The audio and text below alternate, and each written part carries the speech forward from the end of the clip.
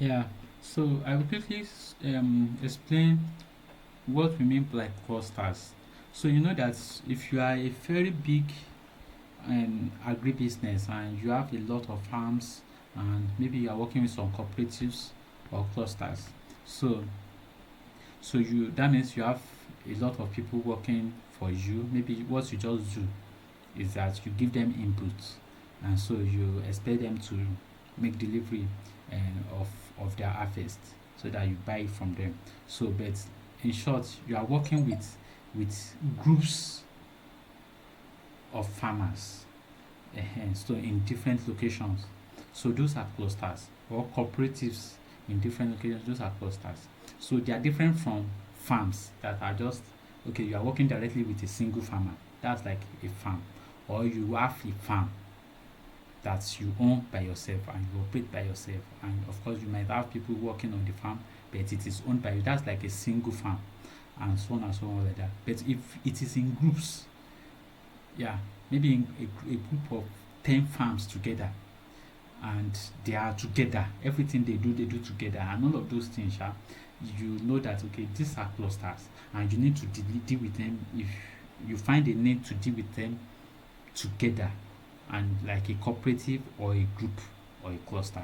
Yeah, so those are what we call clusters in the system. So now, so if you click on clusters now, you see a list of all your clusters. As the admin, you see a list of all your clusters. So if you click on the first one or any one, if you click on any of the clusters, it will give you an overview of that particular cluster depending on the location and everything. It will bring the temperature, the wind, the precipitation, the humidity, and so on and so forth. And yeah, so it will, and then the map and all of those things. So you will see all those information which we are not going to get into right now. Yeah. So now, so under clusters, you've seen the overview. Then of course you see all of these tabs. They are yours. So overview, then clusters. As I said in one of our videos where I explained under settings, where I explained assets and inputs. I told you that an asset can either be, because an asset is a tangible thing, something tangible, big, something tangible like tractor, vehicles, buildings. That means they are on a particular location. So it's the asset is either maybe in a particular farm or in a particular cluster at a time. It cannot be in two at a time. So it has to be one.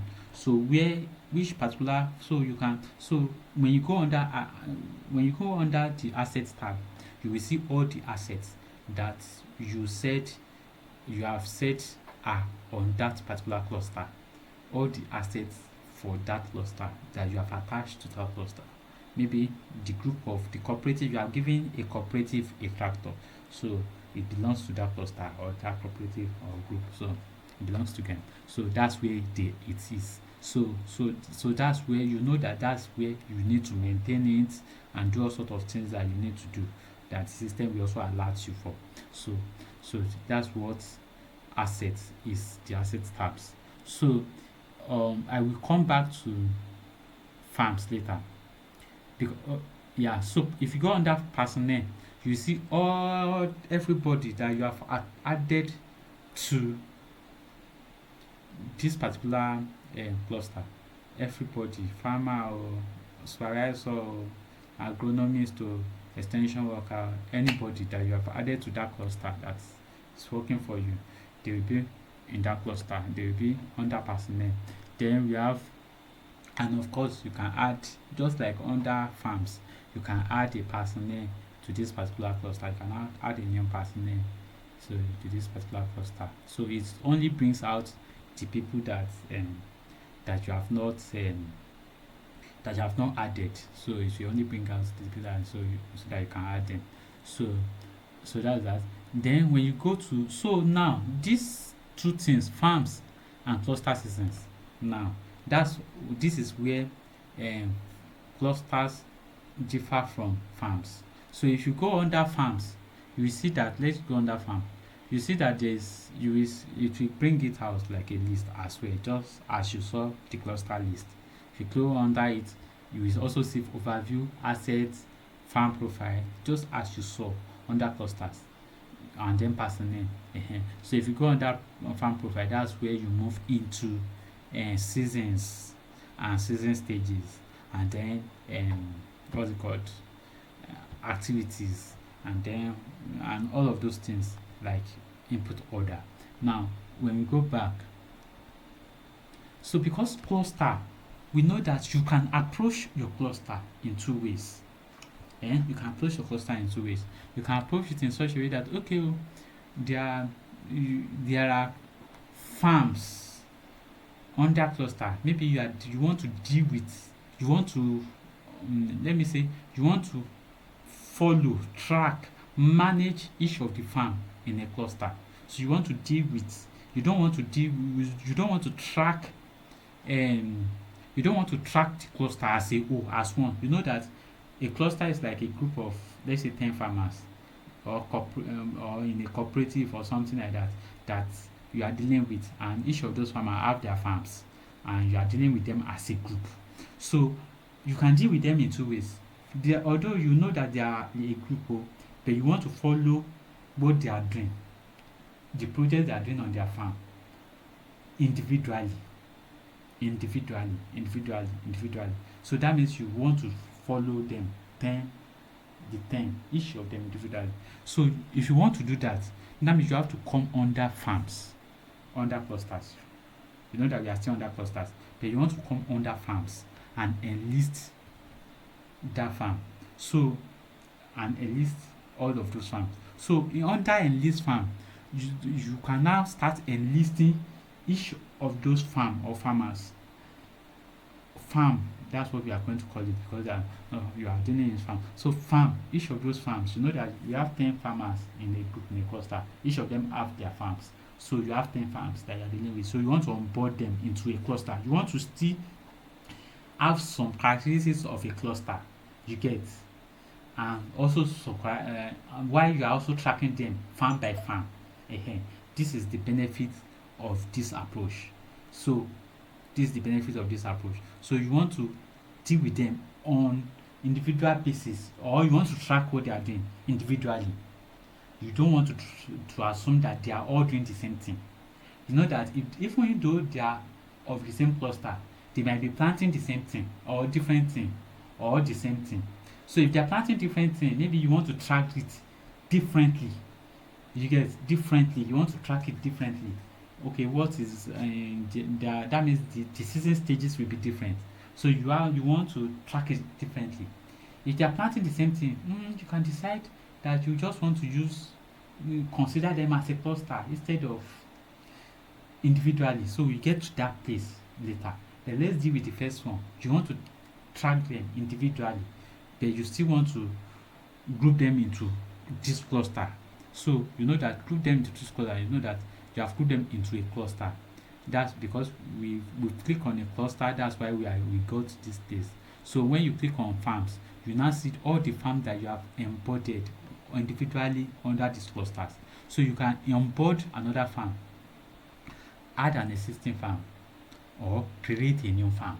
So when you add an existing farm, that means it will go into all the farms that you have listed inside this one, and then the ones that you have not attached before, it will now tell you to, if you click on it, it will now tell you to attach it. You get, it will now tell you to attach it. You see that it will tell you to attach it. It will tell you to attach it. So you can decide to attach it. So that's it. So, or you can say you want to create a new farm. In this case, it will create a new farm and then attach it to this particular cluster. So when you are done with that, that means you can go into each of the farm now and start planning.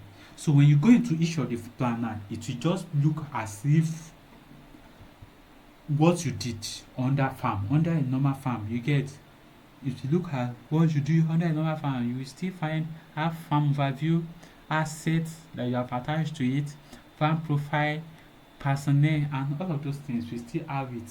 So it will be exactly like what you will have normally under a farm. So I believe you understand that. So that's just it. So now that's one way to approach it. So this way now, when you go under farm, inside this cluster, when you go under farm, you know that okay, this cluster, these are the farms you are dealing with, and you for each of the farm you can create seasons. You can create under each of the season you can create sub season stages. Under each of the season stages you can create what's it called, you can create activities, you can make order for input and all of those things, so just as you will normally do under a farm. Yeah, so that's it. So but a cluster just makes you be able to group them, manage them, and of course a lot of other things will still be added to clusters as you guys recommend, as we continue on this journey together. So now that is one way to look at it. Now another way is to look at your cluster as a cluster. Just everyone, you are dealing with everyone together. So you will come to under cluster seasons. So under cluster seasons is just like a season page under farm. If you look at under farm and you go to a season, you will see that it is exactly the same thing. You get, so it exactly looks the same thing. So it's but cluster seasons just let you manage the cluster as a whole together. All the 10 farmers having 10 farms together. So you assume that they are doing the same thing. They are at the same stage and all of those things. So maybe most probably, of course, they are planting the same thing. Yeah, that's how it can be made, and it can really make enough sense. You get, so they are planting the same thing, they started the same time, they are going to harvest the same, they are expected to harvest the same time and all of those things. So they are using almost the same thing. Yeah, so everything that you are doing it to them together. So that's how it makes sense. So it lets you to be able to track them as a whole. So you can of course create as many seasons for different crops as you like under cluster seasons. So because you are just dealing with all of them together, and that's it. So that's it. Thank you so much. Let me not make it unnecessarily too long. So that's it. Thank